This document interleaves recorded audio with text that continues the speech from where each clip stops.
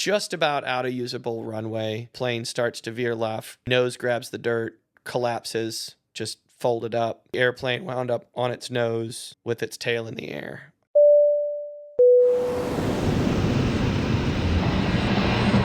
Welcome back, everyone. So third will not be the final. We'll definitely get together again and have some fun and drink some bourbon and do Got a some late night ideas. episode. Yeah. Got some good ideas, bro. So third episode, third incident. Let's go straight into it. If you haven't seen episode 2 or episode 1, Derek will put some links somewhere around here and you'll be able to go check them out. This one was an interesting one because I was actually present on the field and in my office when this one actually went down. So, Yeah. Interesting. I was not PIC. No, you were not. I was not PIC. You were right seat for this one. So let's talk about it for a second. This one was a Cessna 421. And tell everybody how the day started, if you would, or the day before, because you'd just been away in this one anyway, right? Yep. So we were flying from Treasure Key to Fort Pierce to clear customs, Right. and then from Fort Pierce to Apopka Okay. to come home. So had to clear customs in Fort Pierce, and then it's a pretty quick, 45-minute hour flight from Fort Pierce to here. Weather was great. It was midday. I don't know, maybe we had lunch in Fort Pierce, so it was probably, I think, 2 o'clock or something by the time we got back here, 2 or 3. And weather wasn't bad. Came in, I'm going to call it a low approach. We were a little fast, so we did a go around like good pilots. Yep. It just didn't feel right. We're landing on 1-5. Did a go around, stayed in the pattern. Nobody else was in the pattern at the time, I don't think, but came back in. Speed looked good, altitude looked good, everything felt right on the base to final turn, setting up for a really nice landing. Touchdown, had not had any issues prior to this. Touchdowns the mains, touchdown the nose, and the pilot flying went to put on the brakes, and the right brake completely failed. So he pumped the brakes a little bit, got it to slow down some, and then looked at me and said, "Will you get on the brakes on your side?" So I was already set up to do so. So I depressed both brake pedals, and in the 421, each brake reservoir or each brake pedal has its own master cylinder. Right. So left pedal was firm, it grabbed. Right pedal, nothing, went to the floor. So, of course, left brake catches, we start to veer left. I let off the brakes completely, and we were just about out of usable runway, probably slowed down to 10 miles an hour or so, and the plane starts to veer left.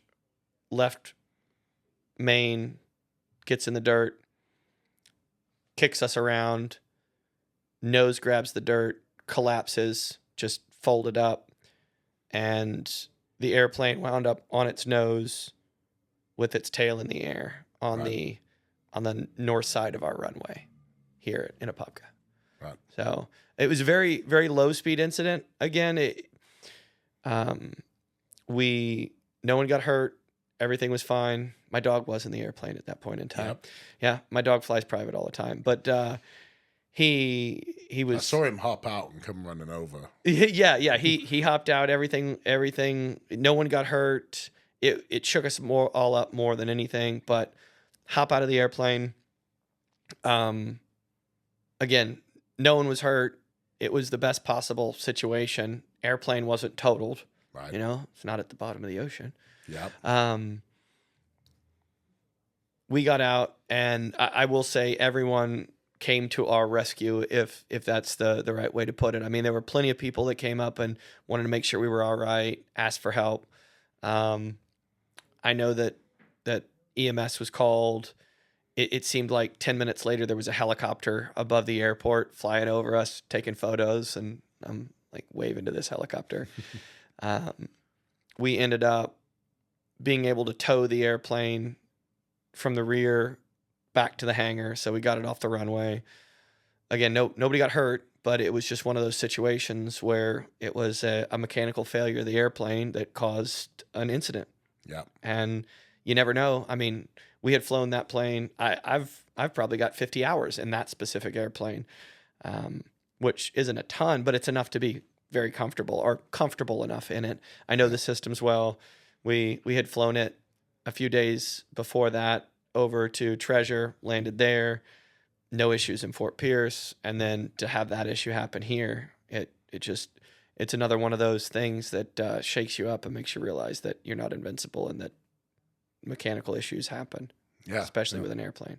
So, well, I remember getting that out of there was interesting, yeah, to say the least. Well, and I don't. Maybe that's a pilot thing, but you had a lot of different personalities trying to move the airplane.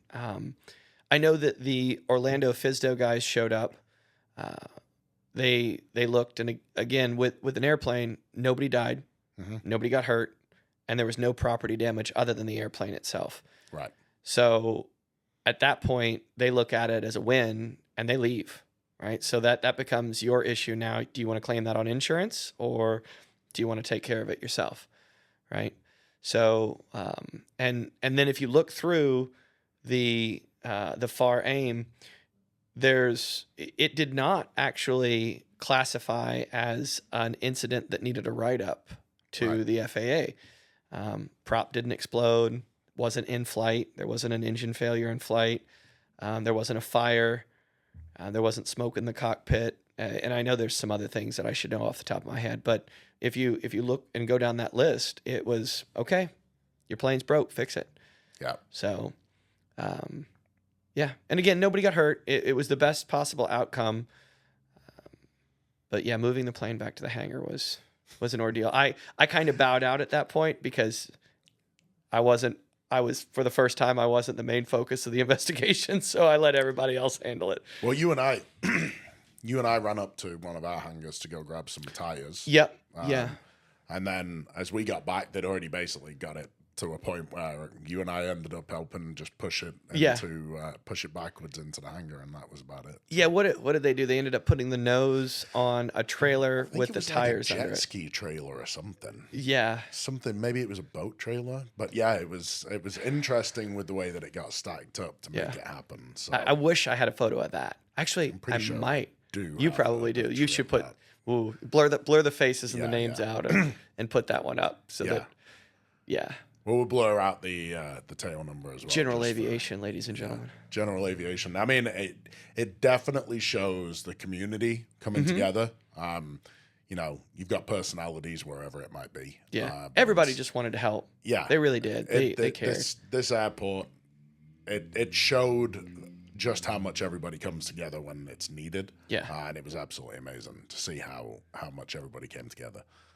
Seeing the airplane nose down was like, but, you know, well, and it looked worse than it was. Yep, because the repair, I'm not going to say it's minor, but it wasn't catastrophic hull damage by any means to the airplane. So it was the best possible outcome.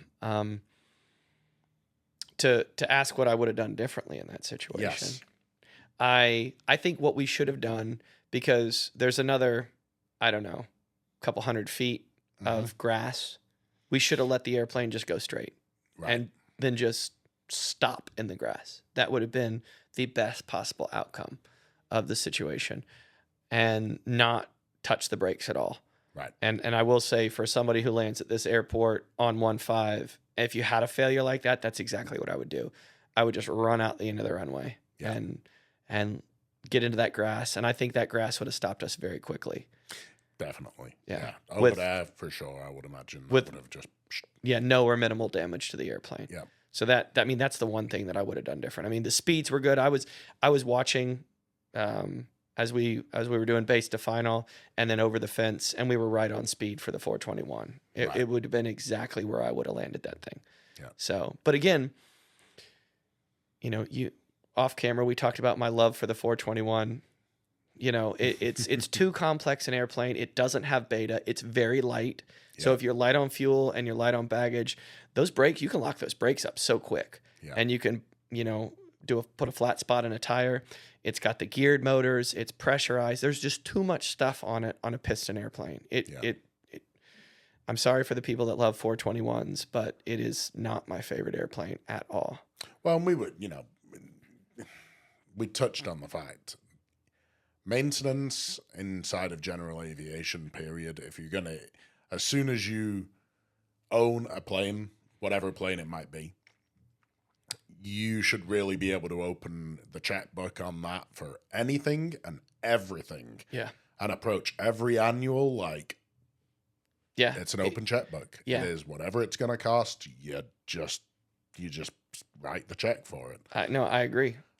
Not saying that was the case on this one, but it is. You just have to be able to open the checkbook and say, do it. Yeah. Or you bought a plane that you don't need to have right now. Yeah. A plane, I liken them like a boat. You've owned a boat, right? Like still own one. Yeah. And leaving a plane set is the worst thing for a plane, and leaving a boat set is the worst thing for a boat. But with a boat, it seems like one thing's broken, then two things are broken, and then the next thing you know, everything's broken. Yeah. Like, you get in and, oh, well, that light doesn't work, or you got to jiggle this to get that started. And it might be okay on a boat because when the motor on the boat stops working, you can still float predominantly.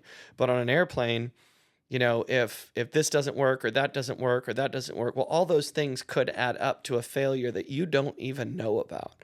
Right. And the more complex a system, not paralleling this to a 421, but the more complex a system, the more apt it is to fail. Yeah. So I just, it's, and then there is just error, and then there is just failure. Like, you don't know if some things are going to fail until they fail. And there's nothing you could do as a pilot or a mechanic to prevent it because you didn't know. Well, look at the Shrike for you. Yeah, exactly. There was nothing in the maintenance manual that said to inspect fuel bladders or do any of those things during an annual. But it happened. But yet it happens. Yeah. So you got to take a swim you weren't expecting. Yeah. But again, I think that's why, to round it out, I think that's why we become pilots, right? You become a pilot. Yeah, you like planes, but when you're in the plane and you're flying, you're in charge and the buck stops with you. Yeah. There's nobody else you can rely on. I mean, yeah, you've got FAA and ground mounted people, but you're the guy flying the plane at 25,000 feet or 9,000 or even, 1,000 foot's going to kill you. Yeah. You're the guy flying the plane. You've got to react and you've got to diagnose, and all of that is on you and you alone. And there are very few things in this world now that I think are sole sourced like that. Yeah. Most of the time you can get out of something, or there's a slap on the wrist or whatever, but you're the only one in charge up there. Yeah. You are definitely the owner of your ultimate destiny. Yeah. So responsibility is probably the right word. Yeah. Right? It's your responsibility. Yeah. And no one else's. So you got to take it seriously. Yep. Yep. So top 3 things that you learned from that one. See, this is a hard one. This is the hardest top 3. Yeah. I think going back to what we just said, you never know, right? So you need to be prepared for everything, right? And we might be able to parallel some of these 3 things with the other 2 podcasts, 2 episodes. But yeah, it's your responsibility. Even if you're in the right seat, you are still in the front right seat, and you may be called upon or might be or have to be called upon to act as pilot in command or assist the pilot in command. Yep. Even if you're in the back of the plane, you never know. You might be the person passing out life jackets. So do your safety briefing, be prepared. Yeah, I don't know if I have any, have a plan of attack for if something were to fail on your runway. And I know shoulda, woulda, coulda, but now I know that if I have a brake failure on this runway, I'm just gonna, I'm gonna hopefully coast to the end and there's nobody in my way. Yeah. Right. Have an alternate for your landing spot. I know flight instructors preach it all the time, but have an out. Always try to have an out, whether it's a landing, a takeoff, just standard cruising at altitude. Yeah. Have a plan of attack. Yeah. And thirdly, maybe have some kind of tow rig for your plane when it breaks the runway. I don't know. Yeah, that one. I don't have a 3 for this one. Yeah, I'm tapped out. No, or have a really good group of friends. Have a really good group. Help. Yeah, have a really good group. That's it. That's perfect. Friendship. Have a really good group of friends. But again, like all pilots, I'd say, 99% of pilots are pretty cool, and they're going to help you. There's a bunch of different personalities, but they're all predominantly good people that care. Well, I appreciate it. We'll do something more in the future. Yeah. I'm thinking maybe we can do a tour on the. You could show us around on the Turbine Commander. Yeah, I'd love to. If there's an opportunity to take it up at some point, we'll throw a couple of cameras in and everyone can see what it is, what's it like in that. And I would love very to. Nice Turbine Commander. Yeah, I'll fly anytime, and then maybe do a little podcasting in a cool hangar after dark. Oh yeah, absolutely. That'd be awesome. Might be something cool. Yeah, that'd be cool. Well, I appreciate it. Thank you very much for coming on for these 3 episodes, and we look forward to seeing you again. Thank you for having me. Thanks very much. Take care and stay safe, everyone.